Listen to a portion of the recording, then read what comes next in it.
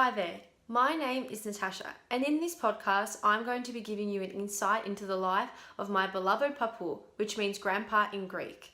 I see my pappou as a hero in my eyes because of all that he has accomplished despite what he went through growing up in Greece. In this podcast, I'm going to give you a bit of a history about his life back in Greece, how he met my yaya, which means grandma in Greek, and his life here in Australia. So stay tuned and welcome to the life of my pappou. Bekiaris. My pappou was born in Meliti, Greece in 1934. The village he lived in was very small and poor, and the only means of transportation he had was a donkey or walking. He was the oldest of 4 children, with 2 sisters and 1 brother.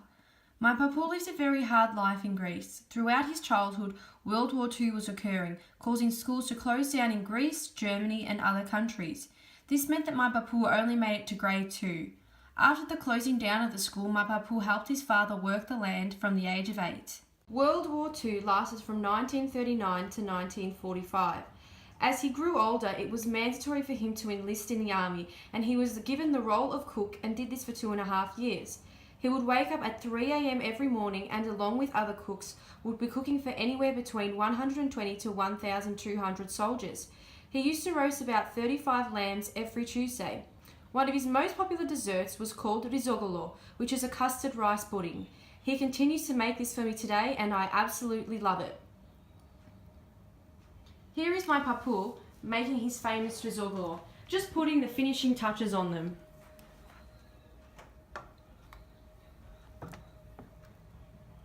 My pappou came to Australia in 1961 in search of a better life. He left all of his loved family and friends behind in Greece. He came to Australia on a boat called the Patrice.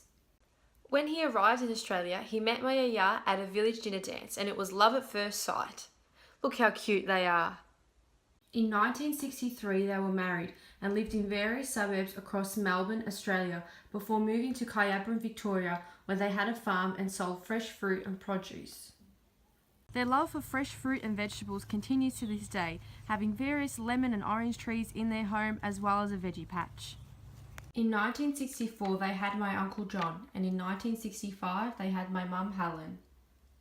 My yaya and pappou have been married for 54 years, and although they miss the family they left behind in Greece, they are a lot happier here in Australia and have had a better life. I love my grandparents very much. Yasu!